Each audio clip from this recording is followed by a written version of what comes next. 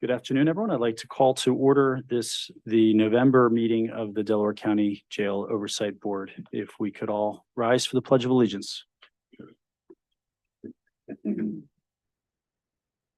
I pledge allegiance to the flag of the United States of America and to the republic for which it stands, one nation, under God, indivisible, with liberty and justice for all.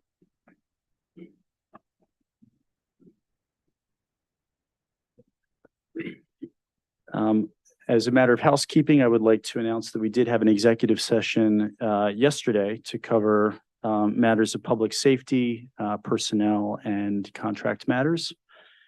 And also a little housekeeping. I think we have our sheriff, Jerry Sanders, joining us virtually today. Sheriff Sanders, can you hear us? I can hear you. Can you hear me? Can hear you. Thank you, Sheriff. All right. The next item for today is our first round of public comment. So per normal, we have 2 rounds of public comment. The first round is for any matters that are specifically on the agenda for today. And then we have another round of public comment at the end that covers anything more broadly related to jail oversight. Is there anyone from the public who would like to address the board at this time? Hearing none. We'll move on to the next item, which is an approval of the October minutes. Do we have a motion to approve? I make a motion that we approve the October minutes. Thank you, Sheriff. We have a motion and a second. Is there any questions or comments on the minutes? Hearing none, all in favor? Aye. Aye. Any opposed? The ayes have it. Moving on to an approval of the October reports. Is there a motion to approve? I'd like to make a motion to approve the October reports. Second. King, Orson, any questions or comments? Hearing none, all in favor? Aye. Aye. Any opposed? The ayes have it. Next is an approval of the amended minutes of September 2023. I think there was a minor amendment to it. Is there a motion to approve the amended minutes? Could someone refresh my memory on what the minor amendment was? You wouldn't ask. I'm so sorry. That's okay. I don't personally remember either. Maybe But perhaps the somebody warden does who can- just rose in the Perhaps audience. the warden can enlighten us. So this was directly related to Judge Pagano's comments and the vote, and just making sure that it was clearly stipulated within the minutes of the occurrence related to refresh. Say it again.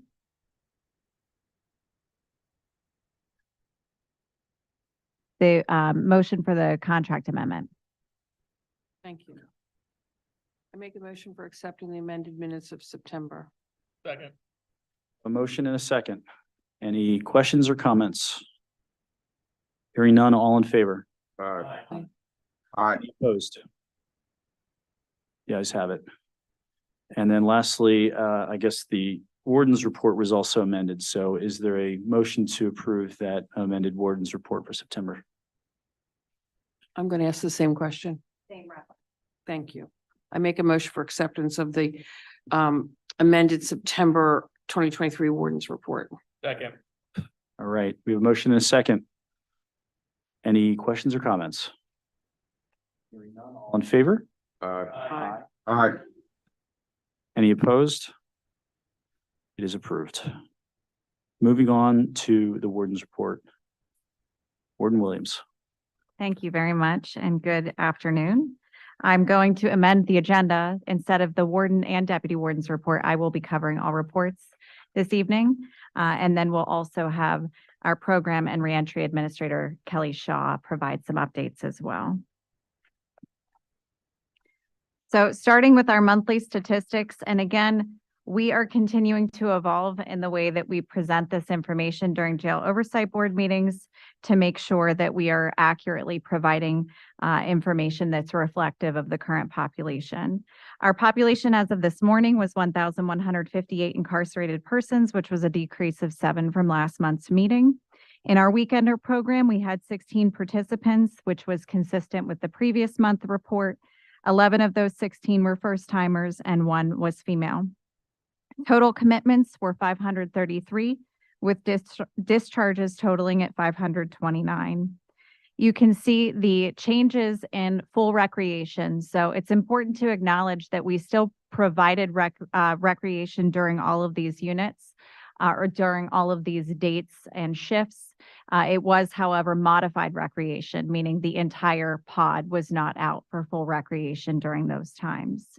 Warden, is the weekender program, does that run during the holidays? Is anything suspended during weekends or is that 52 weekends a year? It is whatever is stipulated within the court order. So there might be an order that indicates that that person may not have to report during the holiday season, but unless that is stipulated, the individual is responsible for reporting every single weekend. We are a 24/7, 365 agency. So we serve the public and this community all days. We did have two pretty significant incidences during the month of October. Both happened on the exact same day, which was October 11th, a Wednesday. These were unrelated incidences, but both major. Our first was a fire response on Unit 4 Delta. This was also reported by the news because we had multiple fire departments respond to the institution. It was discovered that an electrical outlet in the day room had begun sparking and caught fire. We proceeded to evacuate the unit, including checking the environment with the support of the fire departments. The entire atmosphere was purged as well to make sure that it was safe. Our healthcare team that was on site also did an assessment of everybody. We didn't have any injuries that were reported during this time. No property was damaged to any of the cells or anything like that. And we had our maintenance staff work with, again, the fire department to make sure that the electrical outlets, all electricity was cut to that area so as to not further any risk to this unit. In that evening, we also had a significant medical emergency in the facility, which unfortunately resulted in an incarcerated person losing their life. They were playing basketball during recreation with other incarcerated individuals. It was a 38-year-old African-American male. Immediate response occurred on site. Incarcerated persons were, of course, very concerned, let us know, as well as staff who had observed the emergency happening. Everybody did every effort that they could on site. We had 911 and emergency response come to the facility as well. All life-saving measures were exhausted. Upon transport from the agency, the individual did have a pulse, though it was faint, and the condition was obviously critical or severe. Unfortunately, at the hospital, the time of death was called by their physician and treating staff. We were able to reach out to next of kin and make sure that they were advised of the untimely loss of their family member. And we've been able to coordinate since, making sure that all property got to that individual.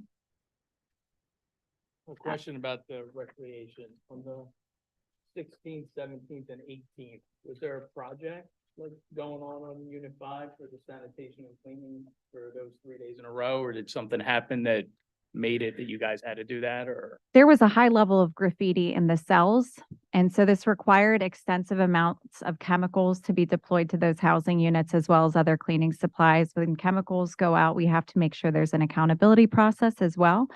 So again, recreation was offered. It was just modified, not full recreation during those times. But that's what you are seeing going on as we're finding these areas of opportunity to have a clean and sanitation environment. We want to take those opportunities seriously and make sure that the incarcerated population is working with our custodial staff to get those spaces clean. So you will continue to see that as we're working throughout the entire facility to make sure that the environment is up to standards. So for the next two slides, this one and the following, these are point-in-time census snapshots. So this is from October 1st at 12 p.m. And you can see again the gender population breakdown. So the blue line on the very top of that left graph is our total population.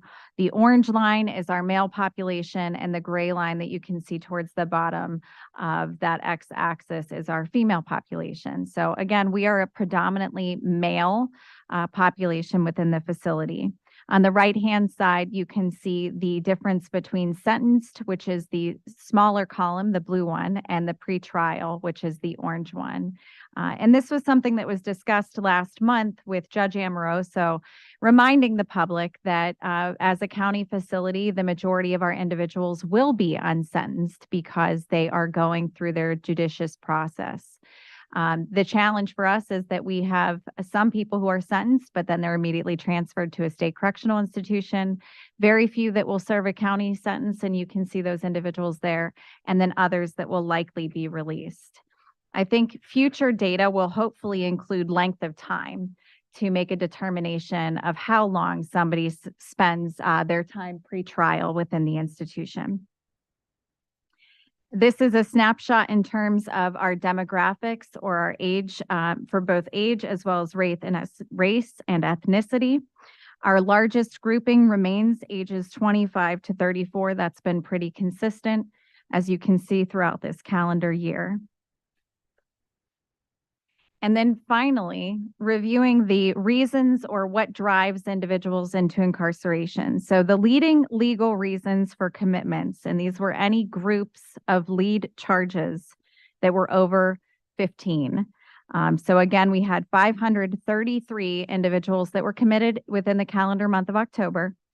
And we had our largest grouping was 122, or approximately 23% were for violation of probation. There were no additional cases noted. It was simply a violation of probation. The other leading categories were failure to appear bench warrants, firearms and or weapons, possession and or drug paraphernalia, aggravated assault, simple assault, retail theft, domestic relations, and arrest prior to requisition, which is a warrant. Go ahead. I had a question. Yes, sir. The probation obviously is county probation. Yes. Is there any data on state parole violators? So this is not differentiating between the two within our system. If somebody is violating either probation or parole, they're listed in the same manner, at least for the charge with us.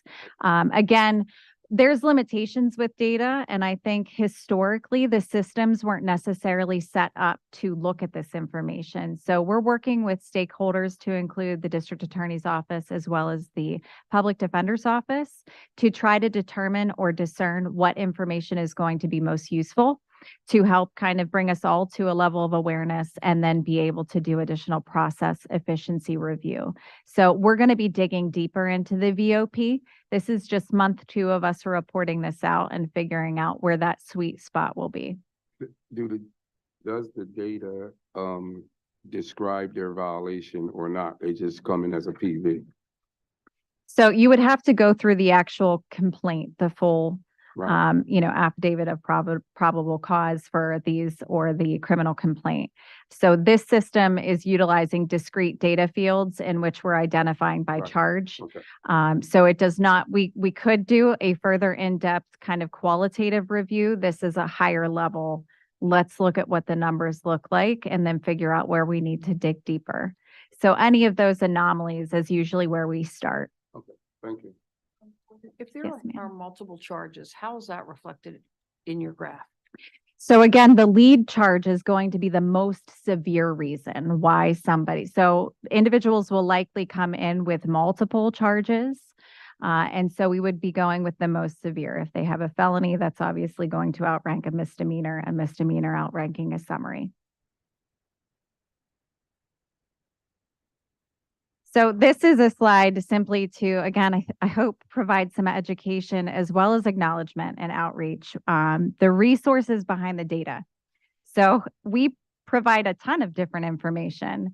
And sometimes I think even for myself, it is taken for granted the amount of work that has to go into every single one of these numbers. So every single data point is a human being. And behind every single admission and discharge is a large volume of human beings that are dedicated to the care, custody, and control of the incarcerated population, many of which the employees are not discussed frequently. And because we're a correctional agency, there's typically a highlight on our security staff, which is obviously critical to the operations of the institution.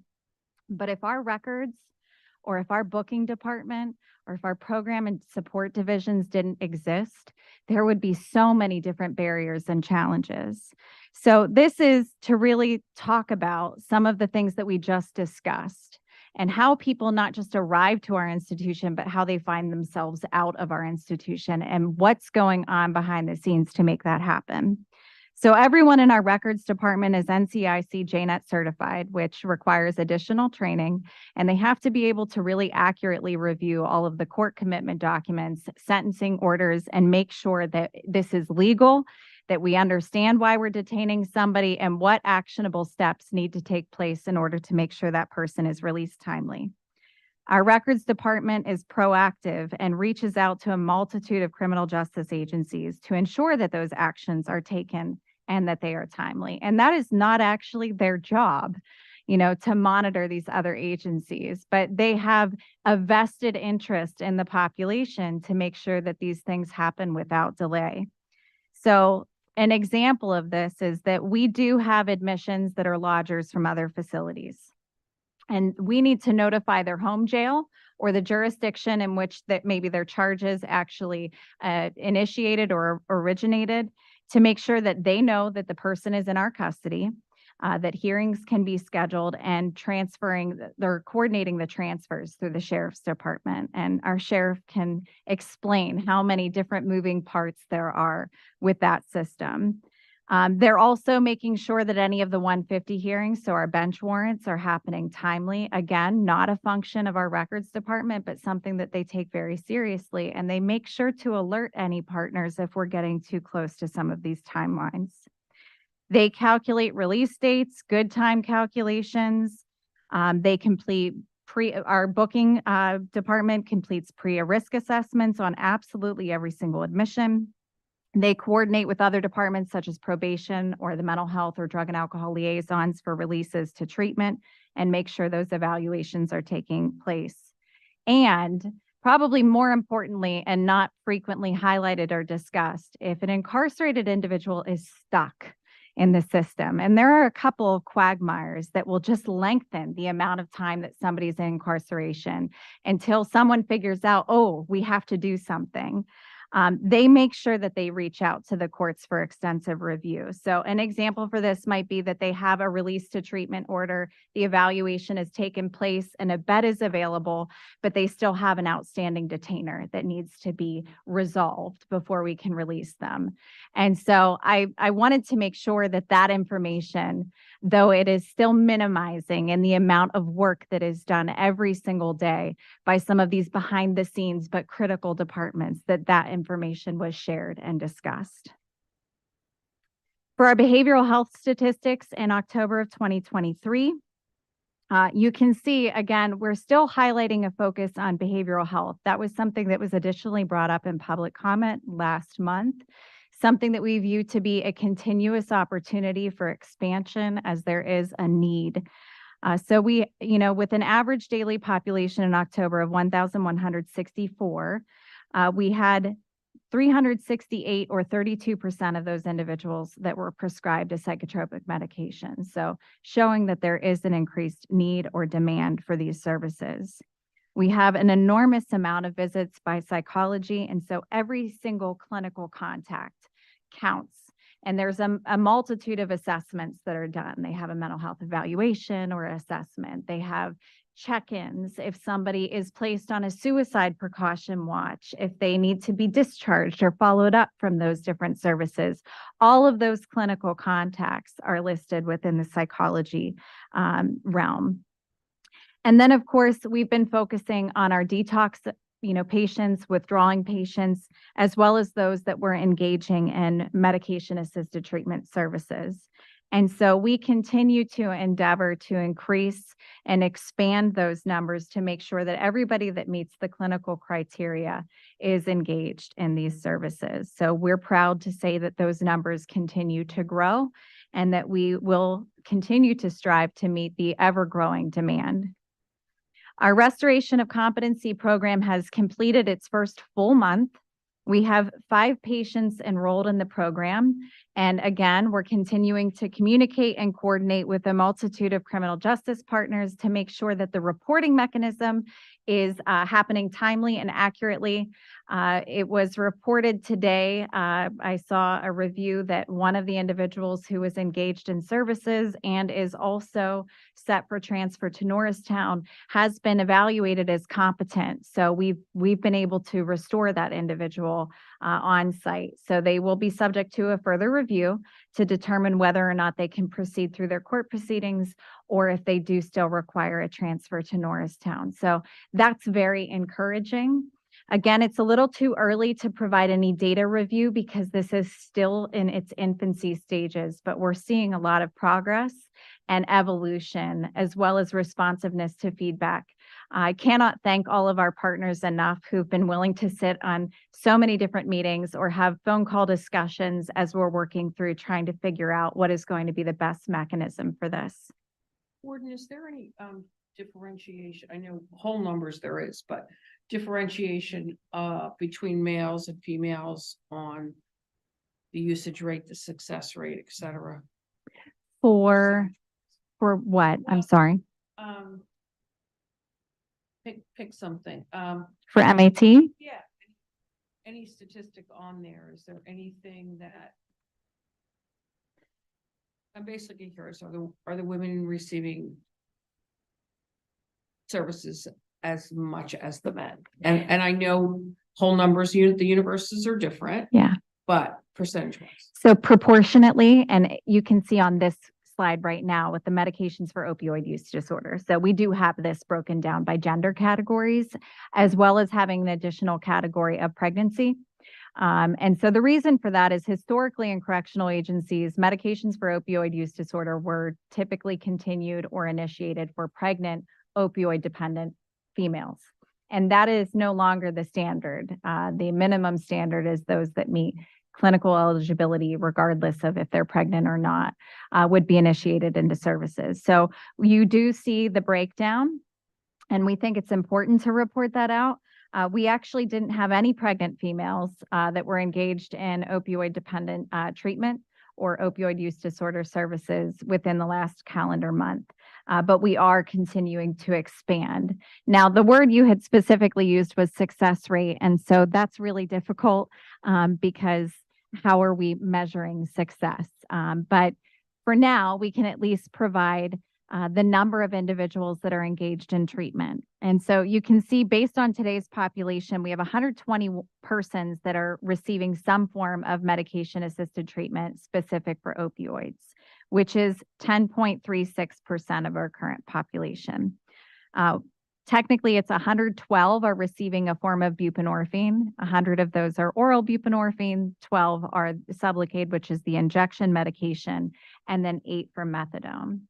So we will continue to evaluate and make sure that we're extending services to our female population. We are predominantly a male facility, which makes it easier in terms of space and environment sometimes to get those services. But I can say our program and reentry administrator, Kelly Shaw, has worked diligently for female-focused services, for family planning services, for other gender-specific needs that we've seen a dramatic increase in what is being offered and available to our female population that historically was not really addressed in the institution. Can you go back 2 slides? Sure thing. So down there, restoration of competency. Currently have 5 patients enrolled. So I'm going to ask, are they all males?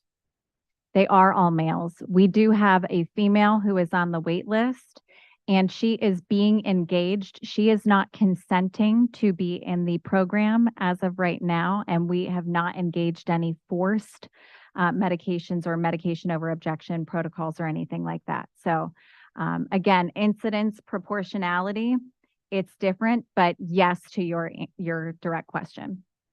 Thank you.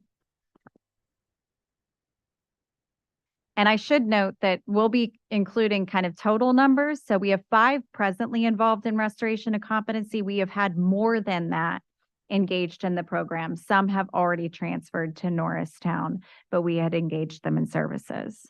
Gordon, how many, do you know, by off the top of your head, how many have actually, I don't know if graduated is the right word, but, completed the program and have? Technically, it would be 0 because those that transferred to Norristown are still engaged in competency. And though I received the report, or at least awareness of the report from the individual who was evaluated as restored today, that hasn't been confirmed. That person would be our first in terms of completion or successful restoration of competency. And look, I realize it just got going, so Yeah, numbers aren't really meaningful yet. right. One more related question to that. So if you're able to restore someone to competency and that saves a bed in Norristown, do you get first dibs on that? I wish. That would be nice.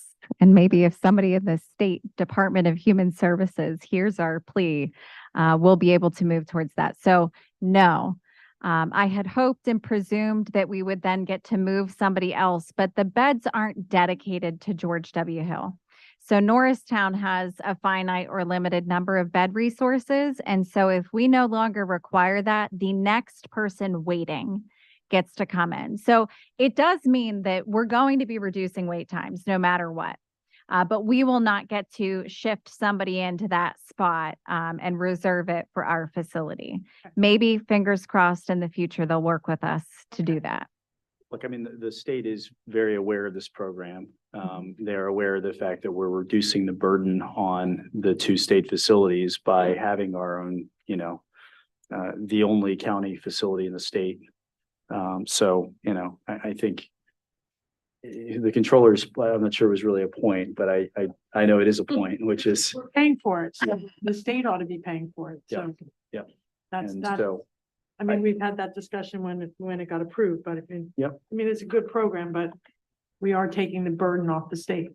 yeah, and I think once this pilot program has proven itself, I think we'll have a strong argument. So we can see pictured there. I always love when we get to share these images because everybody is so excited to acknowledge the completion of their training academy. We celebrated a graduation on October 27th. This was class 0923-A, and this included 23 full-time correctional officers and 1 case manager. So we currently have a class that is set to graduate on November 22nd. So that's coming up. And we also started another class this Monday on the 13th, so just yesterday. Our final class for 2023 is December 11th. So we are still recruiting for that class and hope that we'll be able to fill that shortly. For employees of the month, Beth Curry, records technician, Quinita Warren, correctional officer, and Brian Conley, mailroom supervisor, were all the individuals who were awarded employee or supervisor of the month. And they are eligible to park in those spaces for this calendar month. This was actually the most nominations that I have received in any single month. So we don't always include those employees that were nominated.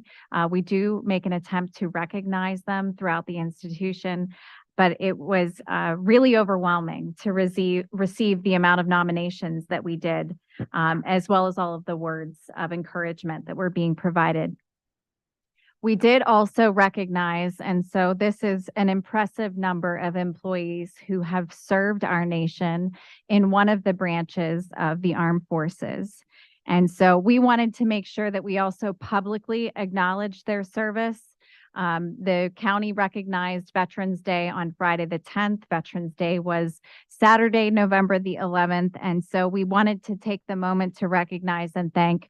And these ranks listed by their name are not what they held in the military. It is what position they currently hold in the institution. So Sergeant Akil Banks, Cadet Richard Bunda, Sergeant David Coleman, Lieutenant Robert Davis, Officer Trocan Jones, Officer Jasmine Lancet, Major Richard Leach Jr., Officer John Manata, Senior Records Technician Michael Myers, Classification Coordinator Michael Moore, Lieutenant Tyrance Moore, Sergeant Jerome Moss, Major Albert Pleasant, Officer Barry Robinson, Officer Ronald Stansel, Officer Daryl Vinay, Officer Lamont Watkins, and Officer Richard Wells. And we are unbelievably grateful for the years of committed service that they have given to our military and this nation. Officer Trocan Jones is active right now. And so we also wanted to extend our gratitude to all of the other countless individuals in Delaware County that have served this nation. We are still seeking additional employees. Someday I will remove this slide when we have filled every vacancy, but we've not done that yet. And so there is a very easy way to apply online for anybody who might be listening or who would support one of their family members coming to work in our institution. All of the listed positions are open and available on the website, and you can apply and we'll contact you directly for an interview. I do think it's worth at least just pausing on that. And, I obviously, for an institution this large, I think we're going to continue to be looking for new people almost continuously.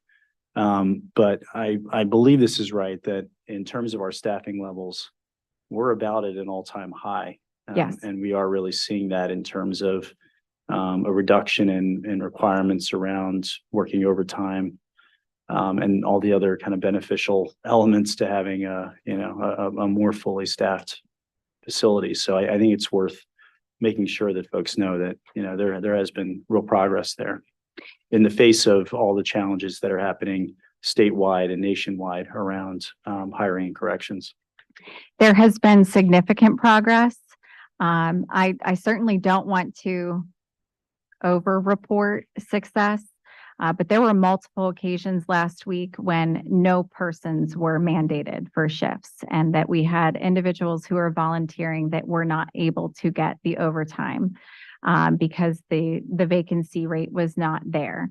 And so I find that to be very encouraging. It has been a goal of our entire administration to make sure that there are ample opportunities for people to have a career that allows them to support their family.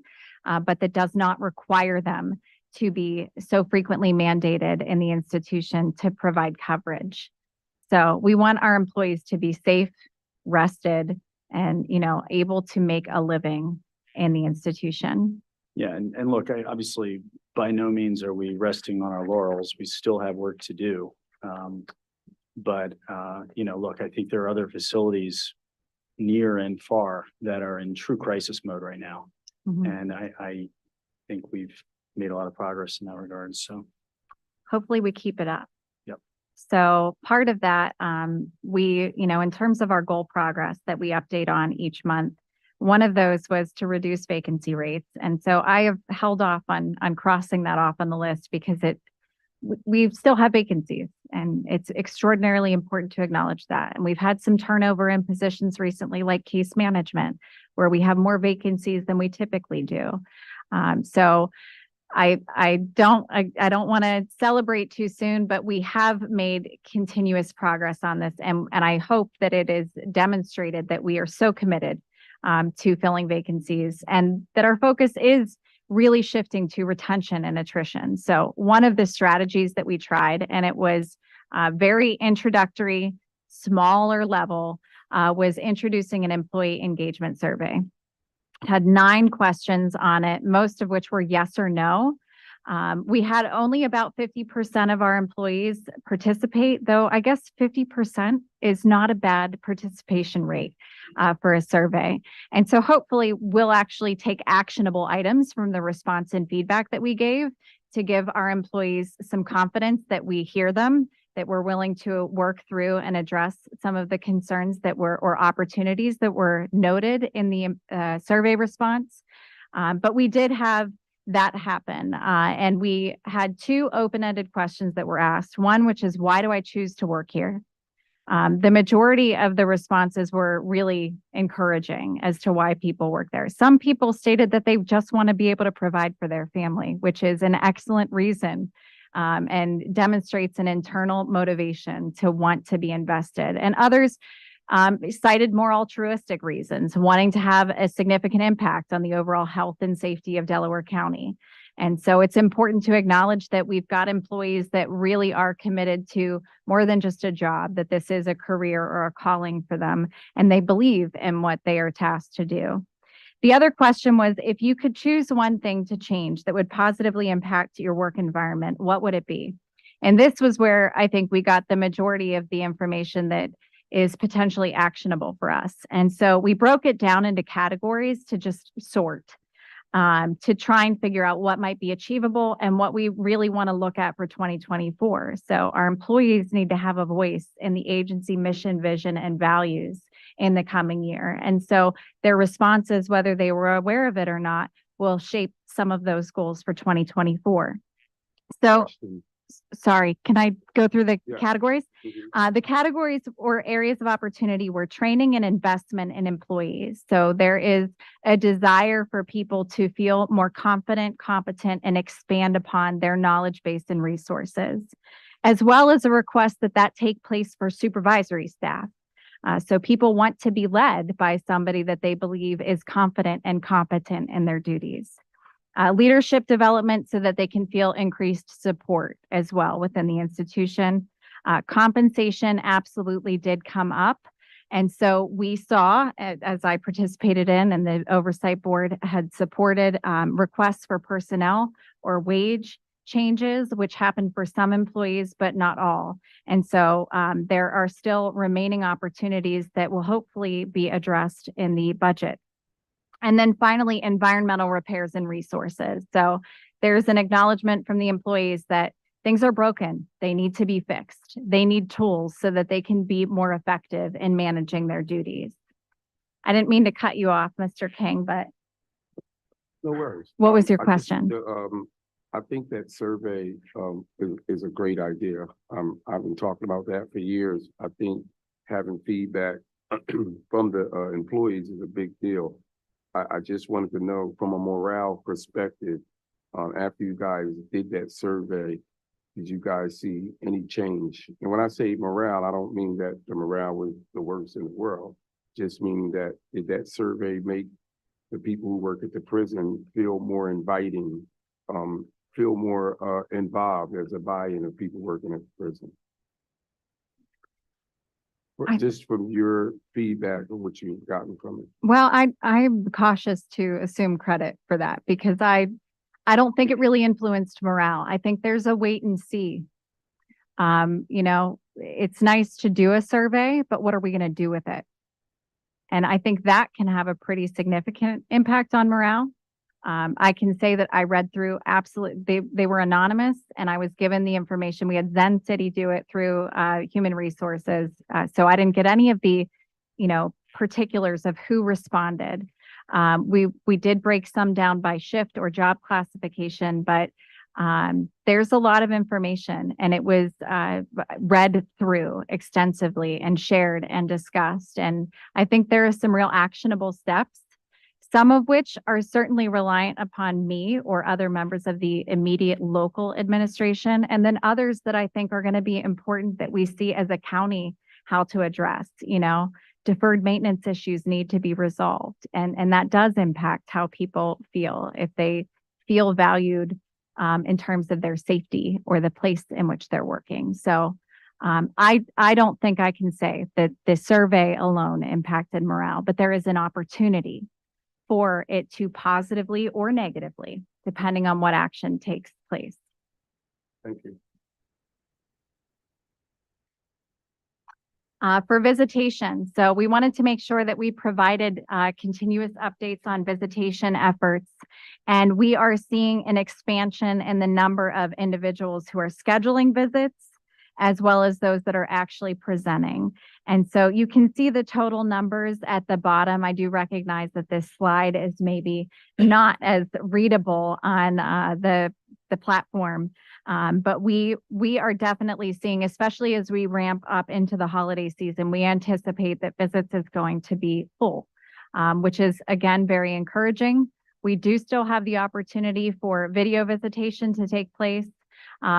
on the housing blocks as well as in the visitation room. But the expanded time, again, it allows for broader visits where you can really kind of get into, different topics with your family member. And for parents with kids, I think it's much nicer to be able to experience that kind of length of time together. And then this is our cost recovery items for October of 2023.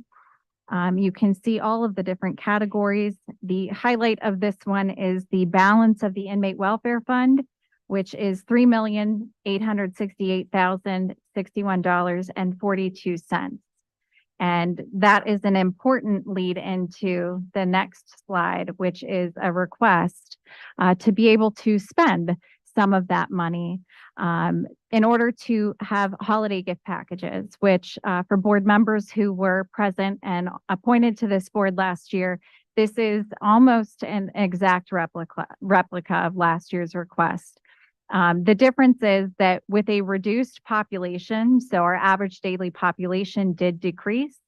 So we increased the quantity of items to be able to provide something more substantial. We will be able to order these in bulk, which allows for a lower price point for the agency. And we will put together these packages just as we did last year with some volunteer support. And then we will issue these to the population. Every single person in the population will be able to receive one of these bags unless there is a designated documented safety reason that would prohibit them from having access to it. So the full funding source for this request would be the Inmate Welfare Fund, totaling an expenditure of $14,075. And again, this would allow us to provide multiple quantities of different items to include socks, hot chocolate, instant coffee, peanut butter, soup, cheese crackers, chips, cookies, oatmeal, honey buns, granola bars, and Pop-Tarts. And so I present this to the board for your evaluation, review, and hopeful vote in support. Is there a motion to approve the expenditure out of the inmate welfare fund of approximately, well, I guess $14,000 and $14,075 for the purpose of the holiday gift packages? I would make that motion. Okay.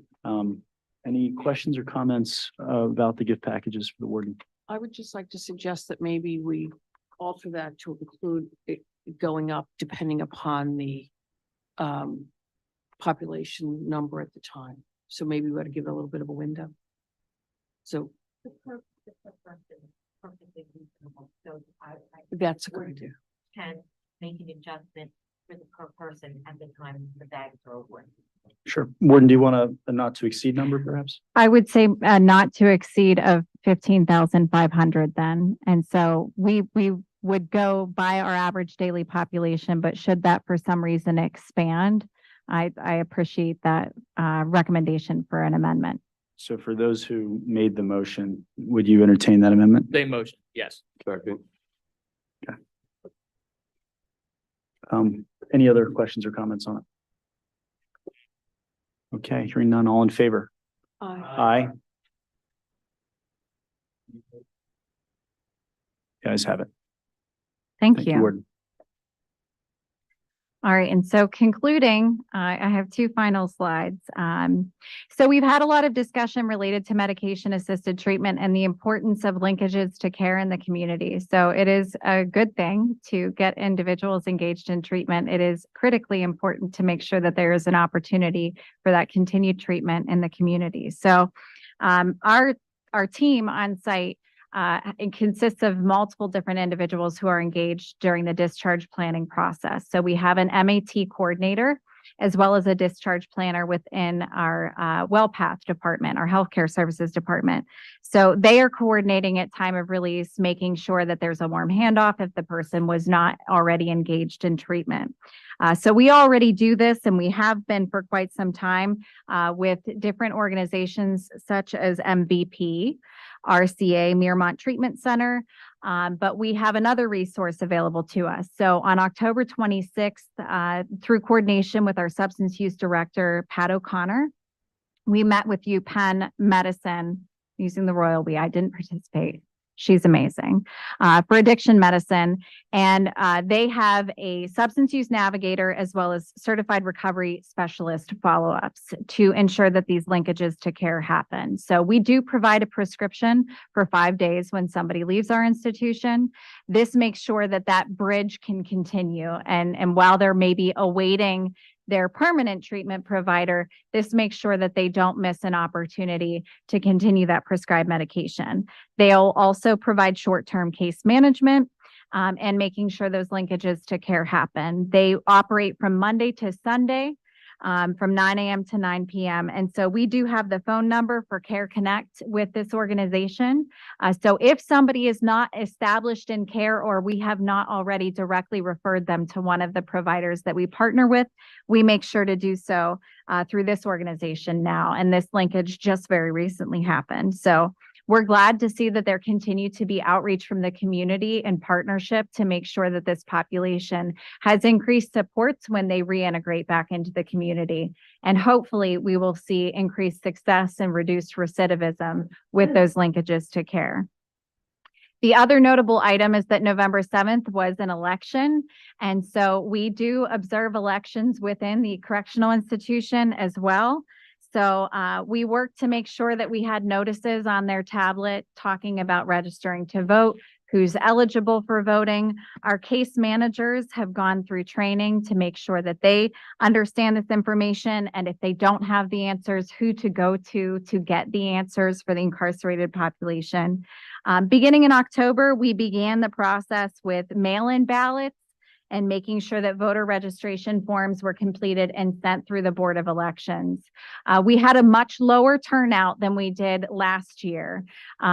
So we are evaluating to see how we can encourage responsiveness and participation from those that are eligible to vote while they're in custody. We did have 25 individuals who were able to complete a registration to vote.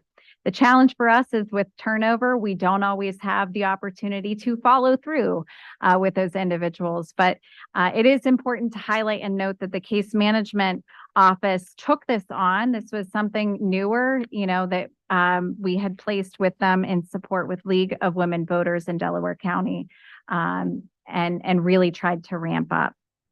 The other important announcements are that our second cohort of the fatherhood program through the Delaware County Foundation started on October 30th. So this is a 6-week program, and we look forward to celebrating another graduation. We had highlighted that a couple of meetings ago. We also have a new volunteer training session, which is scheduled for this upcoming Saturday, November 18th.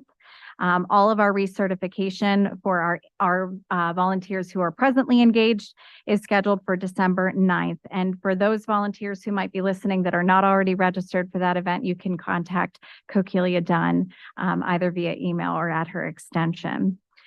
We've also been excited to hire a new case manager, as well as extend an offer for a substance use counselor, and hopefully we'll be able to again fill those vacancies. We do still have vacancies at the volunteer coordinator level, case management, as well as wellness instructors. And there's a link available again for individuals to apply online. And that concludes my report, though we do still have our program and reentry administrator to hear from, unless the board members have any questions for me that I've not already covered. I'm sorry if you covered this, but the commitment comparisons that you were doing, and I remember yesterday we had some numbers. So if somebody has multiple cases, like 3 VOPs and a new DUI, how do you count that? So we would count that as a DUI, new case with a VOP. If they have, Would it appear in both statistics then? I don't know, Sean, can you bring up? Thank you. So no, to answer the question, we would credit that individual in terms of our reporting measure as a new case. If they were a violation only, then they would be within that category of only coming in on a violation. One. Correct. Put it as one. Well, because it's one individual. So we're looking at the After commitment. one. Yes. That I Yes. understand. So it's So one individual, it doesn't matter if he has 10 cases.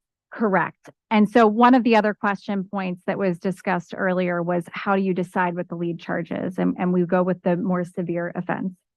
And so somebody could have multiple counts, you know, maybe they have 7 counts of, or 70, you know, so it does definitely differentiate, but again, we're trying to find the best mechanism for this. And so this is the slide that indicates it's 122 out of the 533 that were violation only, no additional new case.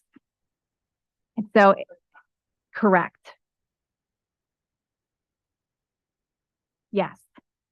And so we do, sometimes people come in with a new case plus a failure to appear. So we have them in a separate category as well. We have individuals with FTAs and VOPs. So we really are breaking these down. But they only appear in one. Correct. Well, they're either there for a new case or a violation. And then we do further break down those violations in a separate, I didn't put that on this slide, just for our review. So people who are there for a violation would be there for, wait, how do you break it down? What do you mean? What are the categories? So you're either there for a new case and a violation, a new case, no violation, or a violation only. Well, new case is a violation. Well, if you are a first-time offender, you've not been on probation. Oh, right. You see what- There is sorry. there is Correct. no application. So Right. I just want to, so of those 122, none of those had a new case. Correct. So 122, no new cases. They are all either failure to appear, or no, they are all violations of probation, i.e. failing to appear for their probation officer, or absconding, or drug positive tests. I'm trying to think of things that would be violations. Yes. Failure to get there, failure to participate in drug treatment programs, Yes. failure to stay away from a particular designated area. Mhm. Yes. Yes. So some of them are people who have violated the conditions of their probation, and some of those conditions are significant, like not going around the area where the victim might be. Correct. Though there is a completely separate charge category for those that are violations of protection from abuse orders. I'm not talking Okay. about, right, that's Yes. a whole different Got it. ball of wax. Yes. Yeah. There are Okay. so many of them. It is a very complex, You're singing to the choir, I know, okay? but not everybody sings these songs Uh, from the same kind of book. So we're trying to educate people too through these discussions. Okay. Sounds good. Yeah. Thank you. Sorry Okay. to back you off. Not at all. All right. Any other? Any questions? Go ahead. Warden, in October, there was 28 incarcerated veterans. I'm not sure how many were in November. Did we have the opportunity for any acknowledgement or appreciation or privileges for those individuals? We failed to do that, but that is an excellent recommendation and something that I think I should put on my list for next year. Good, thank you. Thank you. All right, so I will invite Program and Reentry Administrator Kelly Shaw up to provide some additional program updates and successes that we've had recently.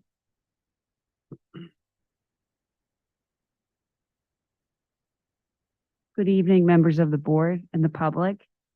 Program and reentry highlights for the month of October. Child and Family Focus organization continues to support the juvenile population.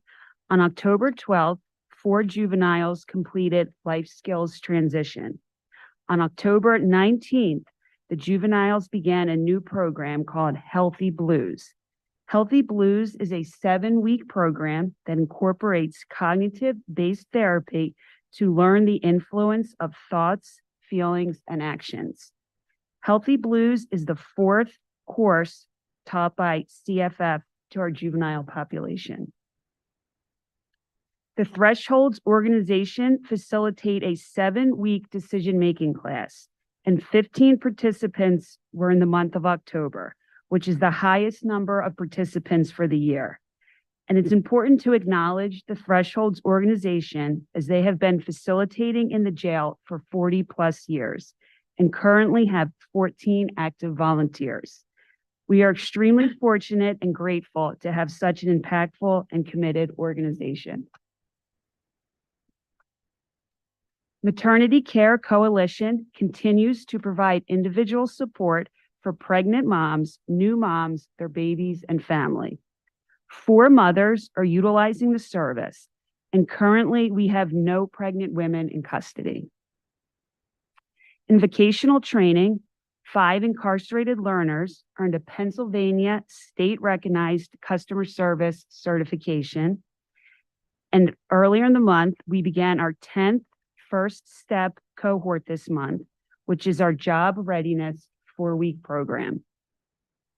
In higher education, currently we are in the closing month of our 4th Delaware County Community College class and our annual Penn State Brandywine Inside Out College class. For anyone new to the meeting, the Inside Out College class is a globally facilitated program that welcomes students into a correctional facility to learn alongside incarcerated learners. Thank you. Can I answer any questions? No, I just only say the Inside Out program, having been at the graduation last year, I mean, just such an incredibly moving program. And you could tell how impactful it was on both the incarcerated individuals and the students who came in. So I'm really glad that it's continued to get traction. Thank you. And we look forward to our celebration on Tuesday, November 28th. And hopefully some of the members on the board are able to attend. And how many students have, so it's a yearly program? Yeah, we do it every fall. This is our second time. Okay. And so how many participants this fall? This fall, we'll have 8 graduates. And that's all that participated. So everybody who participated graduated. Well, we started with 10. Okay. And we're finishing with 2. I mean, I'm sorry, finishing with 8. Okay. Oh, that's not bad. Yeah, And last year we started with 10 and we finished with 4. So we're really excited to Okay, see this big okay. improvement. And is there any follow-up with, like, those 4 last year? Mhm. I assume they're all gone from your Correct. prison. Okay, any follow-up with them? Not that I'm aware of. Curious. I could double check with the professor from Penn State, but I think in the future we could look into following up. Just to see what impact it makes and if they, and is community college also doing something out there? Correct. Currently, we have a Delaware County Community College class running. Okay, good. Okay. Can't say enough good stuff about community college. Great. Yeah. And what's great about this is when they complete the course, they're officially enrolled into Delaware Community College, so they could bypass the whole application process. So, okay. And how does that run? We are upon the instructor's availability, and we were fortunate we have an instructor who's been available 4 different semesters in the past year and a half, and we're hopeful we have another instructor who can attend the training that the warden mentioned this weekend. Okay. Great. All right. Thank you. Thank you. Ms. Shaw, the date is November 28th for that graduation. What is that time? It starts at 6 p.m. and we'll be sure to send out another invite to the members of the board. Thank you. I plan to be there. Thank you.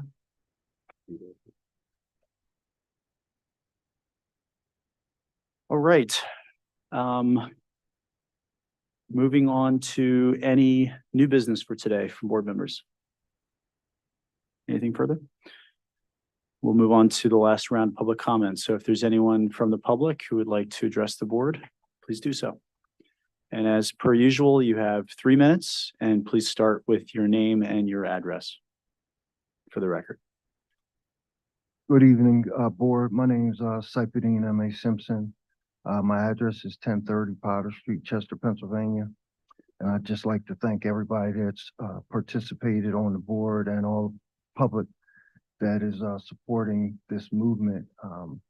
As most of you know, I spent from 1976 to 2006 either in jail, on probation, on parole, or in a halfway house, all except 2.5 years. So I'm really glad to see this organization doing something with members of the community. today, it's the first time I heard about the Inside Outside program, and I was blessed to be at Gradeford and be able to participate in Montgomery County Community College program that was coming in. And I was able to participate in the Villanova program, and which permitted me to leave Gradeford eventually once I was paroled and attend classes on campus. And I think that has made a major impact in my life. So I would like to be able to get permission from the board to attend the graduation, because I think I'm like a good example for those people to follow. One thing I would like to see, as I was listening to about the Christmas package and the amount of money that is in the budget, I think that it's very important that we put a writing instrument, a pad, and maybe 2 envelopes into that package, because I think it's more important for some of those people to write their probation officer, parole officer, write the judge, write a family member, or write a child, and eat a cookie or eat a cake. They're great. Everybody appreciates them when they're in, but usually when we're upstate and you get them, you usually get a couple free envelopes. So I'm not sure of what the procedures are so far in envelopes, and whether like somebody that's indigent automatically gets 10 free a month like they usually do upstate, or whether there's another process that's in place for them to communicate with their families, friends, or even I'm sure there's a lot of people that would like to take that envelope and write and try to get a bed date to get out the prison. And this board has been spectacular in lowering the prison population, which I think is one of the major things that we need in our community, because I think that helps change a lot of people's lives when people are given a second chance. So I'd like to thank you for giving me the opportunity to speak and make that suggestion. Thank you, Mr. Simpson. Any other public comments for today? All right, and Warden, usually we don't kind of respond to public comments, but I don't know if there's any part of that for the public you wanted to answer, or we can certainly follow up with Mr. Simpson afterwards. What I can say is that consistent with other correctional agencies, we do have programs and services for our indigent population. So those are individuals who do not have money on their accounts for an extended time period to make sure that they can do correspondence. I did take note of the recommendation, and I think that we can do a cost evaluation to determine what we might be able to do, if not immediately during the holidays, figuring something out. So that is much appreciated. Thank you for your comments, Mr. Simpson. All right, if nothing further, we'll move on to board member comments. Anything else for today? Just to follow up, and I appreciate you sharing that, because that's when Mr. Resnick and I did some the inspection last year. I know an individual was talking about the opportunity to send more postcard. He had more children than envelopes or postcards were afforded to him, and he wasn't able to purchase other ones. So I know, bringing that up is an important subject, especially around the holidays. Yeah, and I would like to see something constructive like that in that package. I mean, it just makes sense. Not to criticize the list, because I think it's a great gesture coming from the inmate welfare fund, but to put something in there that is like feasible, that makes sense, like a pad or whatever that looks like, to reach out to the outside world would I think it would be a bonus as well, because people in prison spend a lot of money on commissary buying a lot of stuff, right? So yes, thank you, Mr. Simpson, for that suggestion. I like it.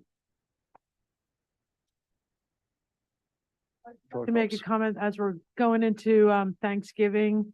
I know I'll be home.